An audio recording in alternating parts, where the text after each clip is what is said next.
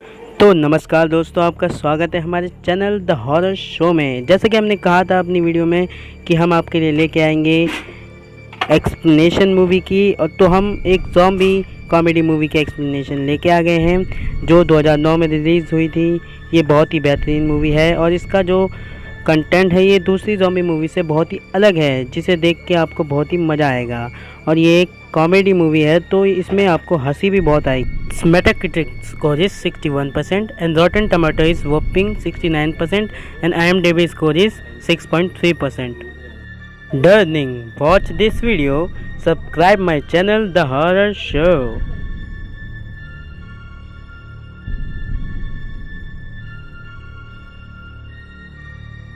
Movie की start में हम देखते हैं एक लड़की को जो नॉर्वे के इलाकों में ज़ॉम्बी से बच के भाग रही होती है, लेकिन ज़ॉम्बी उसे पकड़ लेते हैं और मार देते हैं। वो ज़ॉम्बी से नहीं बच पाती।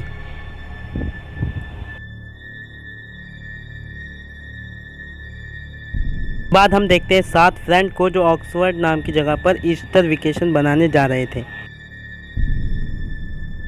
आयरलैंड, रॉय एंड मार्टिन, क्रिश एंड लीव। सभी दोस्तों को केविन जाना था जो वेगार्ड की गर्लफ्रेंड सैरा का था। गाड़ी का रास्ता ना होने की वजह से इन्हें गाड़ी छोड़ के ही आगे चलना पड़ता है। वेगार्ड अपनी स्नोमोबाइल पे जाता है और बाकी सब स्नोमोबाइल का पीछा करते करते केविन तक पहुंच जाता है। केविन तक पहुंचने के बाद वो लोग रात तक मज़े करते हैं और बर्फ़ में खेलते हैं। रात में लीव जब आउट हाउस में जाती है तो उसे बाहर कोई दिखाई देता है। वो जल्दी केविन में जाके सबको ये बात बताती है।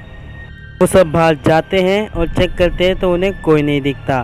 तभी अचानक एक आदमी उनके सामने आ जाता है। तब वो उनसे एक कप कॉफ़ी मांगता है।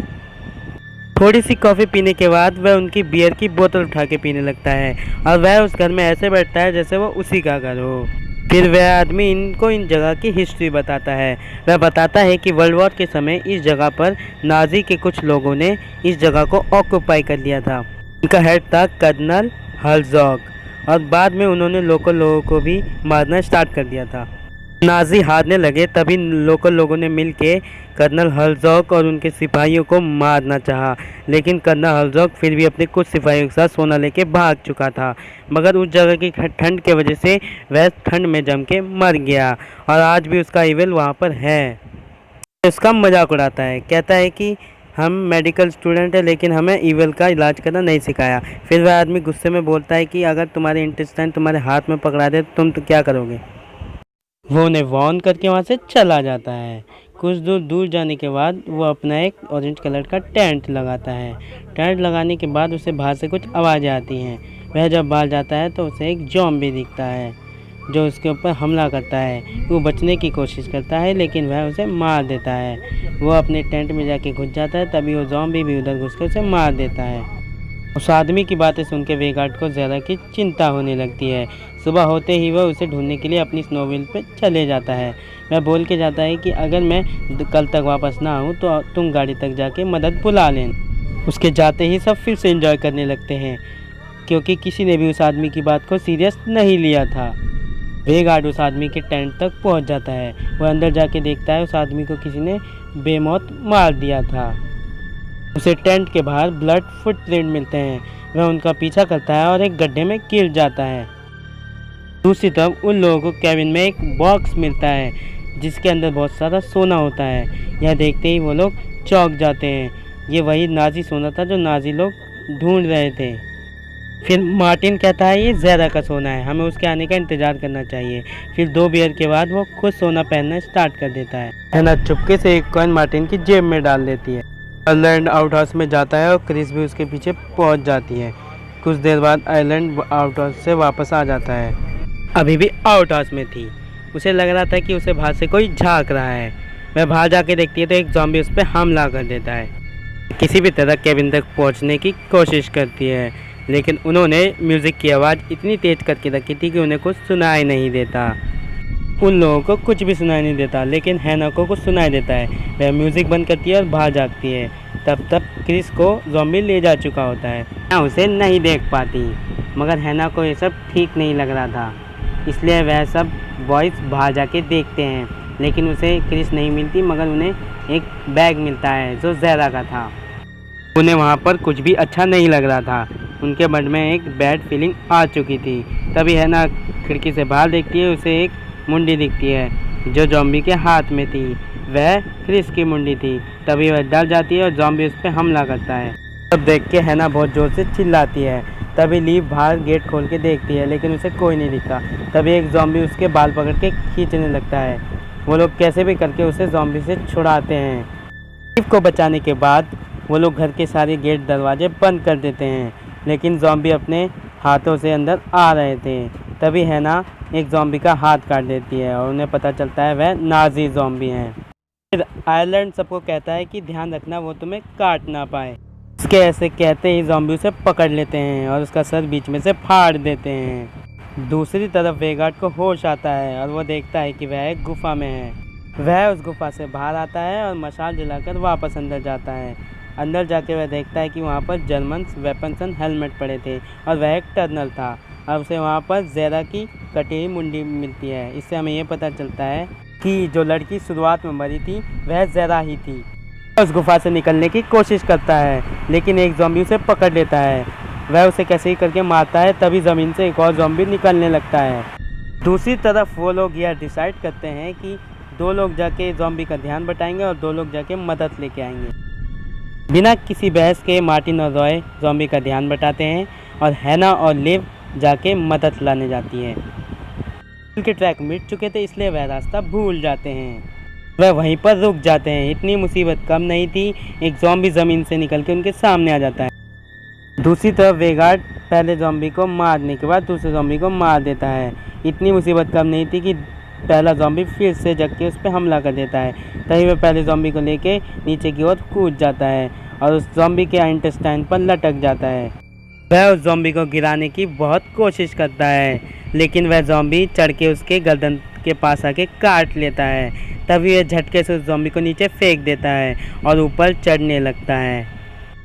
दूसरी तरफ हैना और लिव ज़ॉम्बी से लड़ रही थी, लेकिन लिव ज़ॉम्बी से नहीं लड़ पाती और ज़ॉम्बी उसे मार देते हैं। लेकिन मरते मरते वह स्टिक ग्रेनेड से सब कुछ उड़ा देती है। तभी कर्नल हर्ज़ॉग भी आ जाता है। कर्नल हर्ज़ॉग अपने पूरे सिपाहियों के साथ वहाँ पहुँच जाता है। यह देखते ही हैना भागती है और डेड एंड तक पहुँच जाती है। उसके पास कोई रास्ता नहीं था, इसलिए वह वहाँ से कूद जाती है।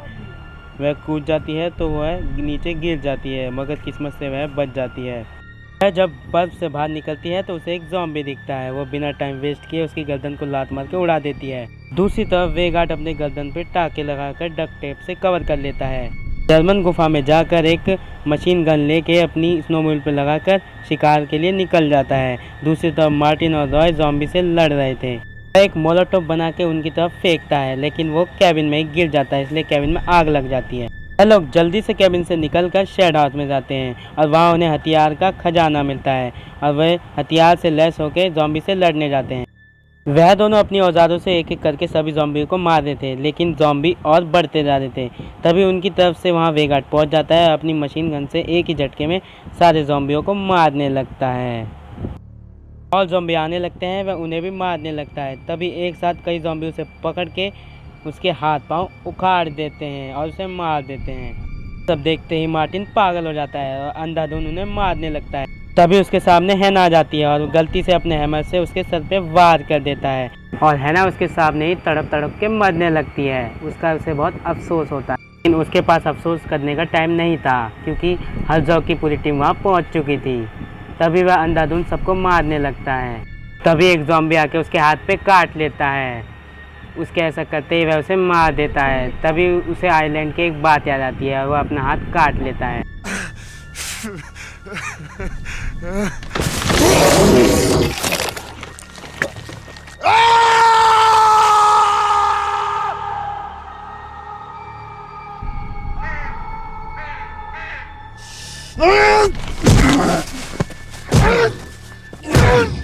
लोग देखते हैं कि सिर्फ कर्नल हर्ज़ॉग बचा था, इसलिए वह सोचते हैं कि कर्नल हर्ज़ॉग को मार के जल्दी से यहाँ से जाते हैं। तभी वह कुछ बोलता है और ज़मीन हिलती है और उसके सारे सिपाही ज़मीन से निकलने लगते हैं। तभी वह लोग वहाँ से भाग जाते हैं। कर्नल हर्ज़ॉग उनका हैमर उठाता है और उनके पीछे जाता है। भागते भागते रॉय एक लकड़ी में जाके गिर जाता है और लकड़ी में उसका पेट घुस जाता है। तभी वहाँ पर कर्नल हर्ज़ोग आता है और उसके सर पे हैमर मार देता है और ये होते ही उसके इंटेस्टाइन उसके हाथ में आ जाते हैं और वह देखता है कि कर्नल हर्ज़ोग उसके जेब से घड़ी निकालता है। तभी मार्टिन को पता चल जाता है कि कर्नल हर्ज़ोग क्या चाहता है। जल्दी से केविन की ओर भागता है और वह देखता है कि केविन पूरी तरह से जल चुकी थी। वह केविन में जाता है और सोना सारे ला के उन लोगों के सामने रख देता है। सोने को देखते ही वह लोग शांत हो जाते हैं और मार्टिन वहाँ से भाग जाता है। ऐसे भी करके कार तक पहुँच जाता है। कार का गेट खोलते ही उसके जेब से एक सोने का सिक्का गिरता है जो चुपके से हैना ने उसके जेब में डाला था। तभी वहाँ कर्नल हर्ज़ोग आ जाता है और उसकी कार की शीशी में अपना हाथ डाल देता है। के साथ ये मूवी यहीं पर ख़त्म हो जाती है। तो दोस्तों कैसी लगी आपको ये वीडियो? अच्छी थी ना? अगर आपको दूसरी वीडियो देखनी है तो सब्सक्राइब करें हमारे चैनल द हॉरर शो को। और दूसरा पार्ट इसका बहुत ही अच्छा लगेगा आपको। उसके लिए बस आपको यही करना है, हमारे चैनल को सब्सक्राइब करना है और इसके एक भी मिस से अपडेट आपको नहीं छोड़ना है और बेल आइकन दबाना ना भूलें। और इसका अगला पार्ट इससे भी बहुत ही बेहतरीन है जो हम एक हफ्ते के अंदर अंदर डाल देंगे।